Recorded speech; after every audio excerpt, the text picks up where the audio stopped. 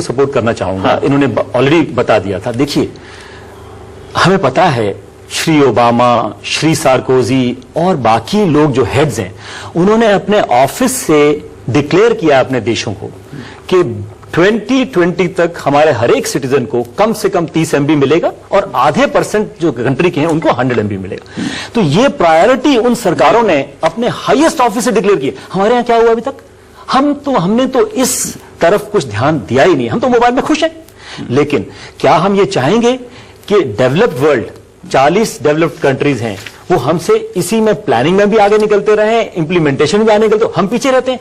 ये बात सही नहीं है। सरकार को आना पड़ेगा। और जिस तरह से हमने नेशनल हाईवे अथॉरिटी बनाई है, नेशनल ब्रॉडबैंड अथॉरिटी कोई बननी चाहिए, और उसका सरकार करती है। हमारे पास में GOMs बनती हैं, नए ग्रुप्स बनते हैं, टेक्नोलॉजी मिशंस जो हैं हम लोगों ने बनाए हैं, लेकिन उस स्तर पर जो आप कह रहे हैं कि प्रधानमंत्री बैठ करके अगर बोलें कि हम 2020 तक रोटी, सबसे पहले हमने बात की एजुकेशन की, राइट टू एजुकेशन हो गया, राइट टू फूड पर हमारी चर्चा इतनी चल रही है, रिहाइश के ऊपर पूरे मिशंस जो हैं लगे हुए हैं, नेहरू रूरल मिशन सब वो लगे हुए हैं। ये जो है एक मिशन के स्तर पर करना पड़ेगा और तभी आपको उसका वो फायदा होगा जिसकी वो बात करते हैं कि 8 से 9% ग्रोथ। बिल्कुल। एक्चुअली में अगर आप देखें, आज की तारीख में सरकार ने ये अनाउंस किया है कि 10,000 करोड़ का नेशनल फाइबर बैकबोन बना रहे हैं और ये काफी हद तक आगे प्रोग्रेस कर रहा है। हमें इससे बड़ी उम्मीद है।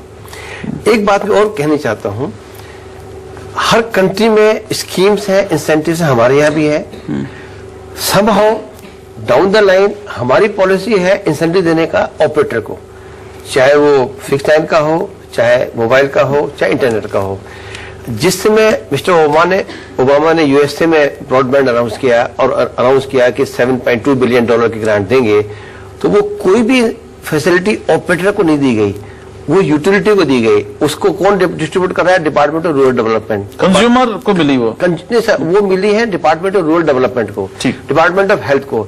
फॉर एग्जाम्पल, डिपार्टमेंट को रूरल डेवलपमेंट को कहा गया कि तुमको ये विलेज को डेवलप करना है, उसने स्कीम बनाई। अब रूरल डेवलपमेंट ने कहा कि मुझे इस इलाके में 100 करोड़ चाहिए, उसने अपना सेटअप कर दिया और करके बैठा है। अब ऑपरेटर आ जाए। सही बात है। हिंदुस्तान में अब देखिए 1 मिलियन गाड़ियां बिक रही हैं। अगर हम डिपार्टमेंट ऑफ ट्रांसपोर्ट को कर देते हैं और उनको बताते हैं तो लोग जाकर के हर साल अपनी गाड़ी का इंश्योरेंस करा सकते हैं, गाड़ी का MOT करा सकते हैं। ब्रॉडबैंड पर घर पर बैठ करके कोई झगड़े की बात नहीं है। तो ये आपने बात ठीक कही कि जो यूजर एजेंसीज हैं उनको आपको ये देना पड़ेगा,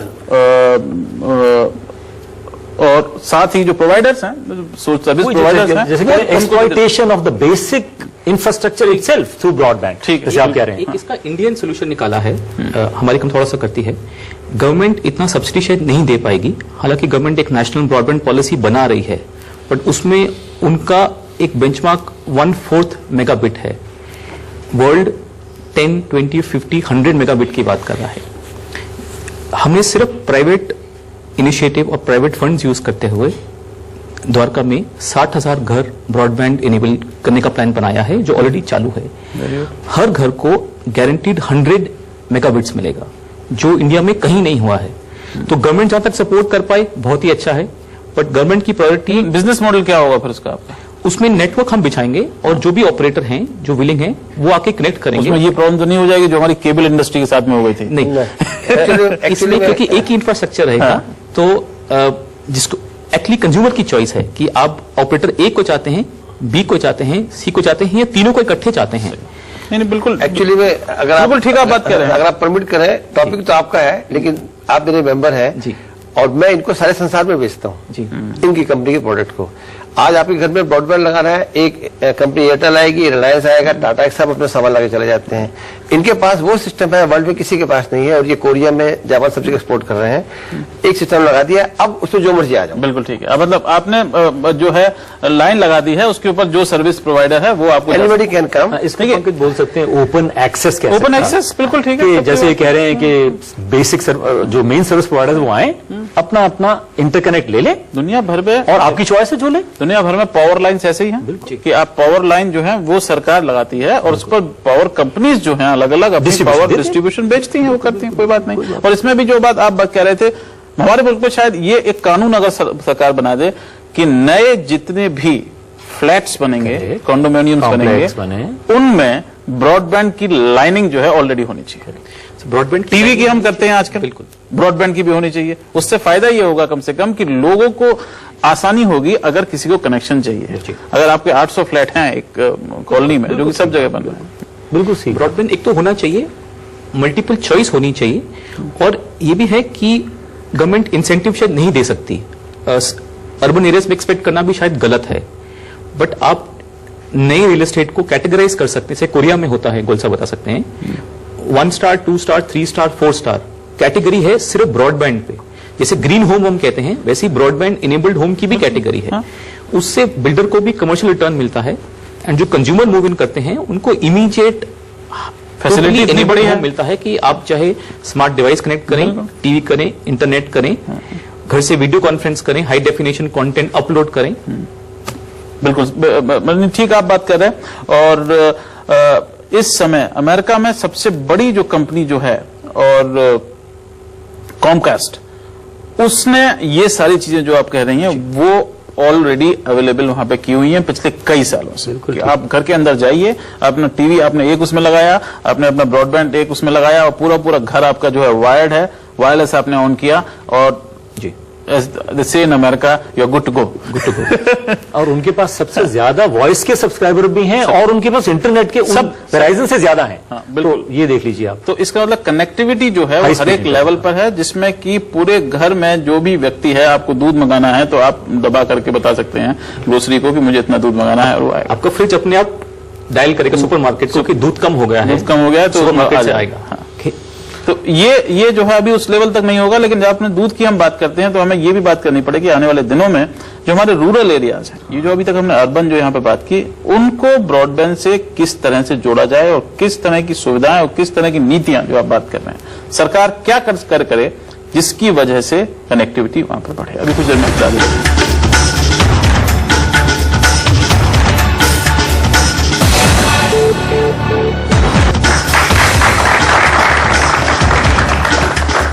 मनी मंथ में एक बार फिर आपका स्वागत है। आज हम बात कर रहे हैं ब्रॉडबैंड के बारे में। ब्रॉडबैंड जो कि हिंदुस्तान के लिए एक आबकारों का खजाना जो है उसकी बात हो सकती है, जैसे कि हम लगातार बात कर रहे हैं कि देश की आर्थिक प्रगति के लिए बहुत बड़ा साधन इससे मिल सकता है, लेकिन उसके लिए सही नीतियों की जरूरत है और हिंदुस्तान के हिसाब से उन नीतियों को लागू करने की जरूरत है।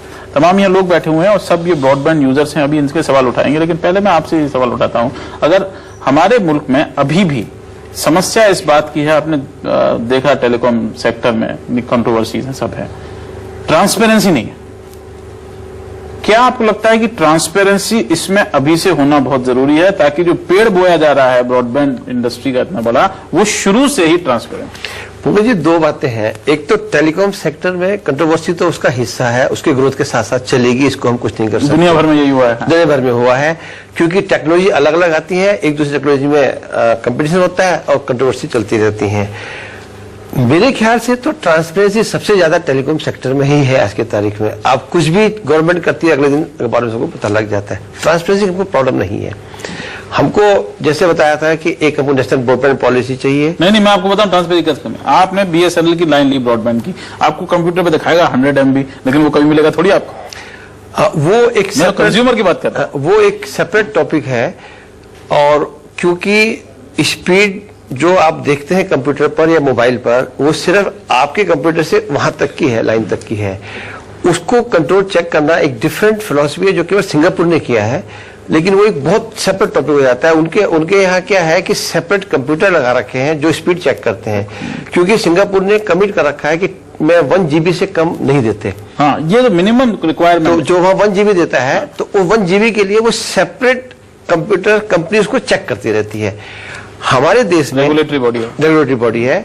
हमारे देश में समहाउ फिक्स लाइन पर तो हम फिर भी कहते हैं कि 256 kbps हम दे रहे हैं, लेकिन मोबाइल टेक्नोलॉजीज की लिमिटेशन की वजह से उसमें कोई कमिटमेंट कम से कम की नहीं है। 1 की भी नहीं है, 10 की भी नहीं है, 20 की भी नहीं है। तो ये प्रॉब्लम वहां आती है। ये समस्या वहां पे है। तो सवाल उठाते हैं लोगों के, क्योंकि असली यूजर यही है। हाँ, बताइए।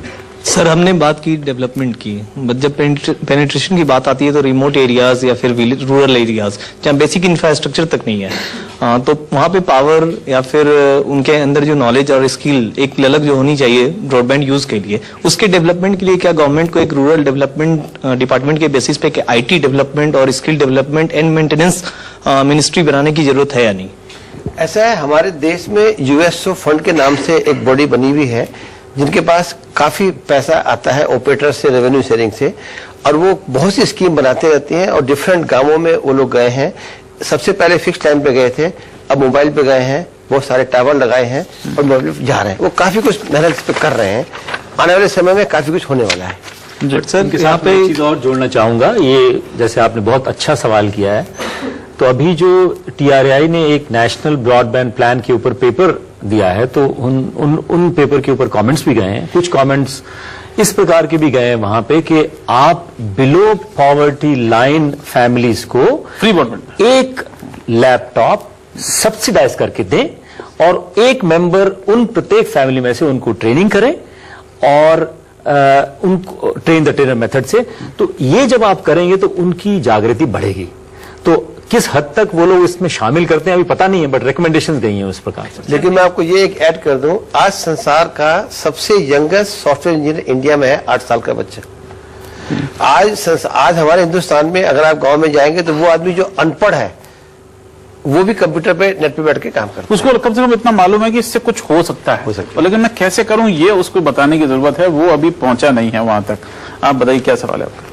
जैसा कि हम बात कर रहे थे वर्चुअल एजुकेशन के बारे में, तो हमें जानना चाहते हैं कि इस टाइम जो सर्विस प्रोवाइड की जा रही है बाय ब्रॉडबैंड, तो आने वाले समय में किस तरीके की परेशानियां, दिक्कत आ सकती हैं जब वर्चुअल क्लासेस एंड एजुकेशन होंगे कंट्री में? हाँ, हमारा तो वैसी क्लास नहीं चलती, वर्चुअल क्लास का क्या होगा? नहीं, बिल्कुल ठीक कह रहे हैं आप। ये डिपेंड करता है कि बेसिक ब्रॉडबैंड इंफ्रास्ट्रक्चर, जैसे स्पीड की हम बात कर रहे थे, तो अब जो TRAI का पेपर आया उस ब्रॉडबैंड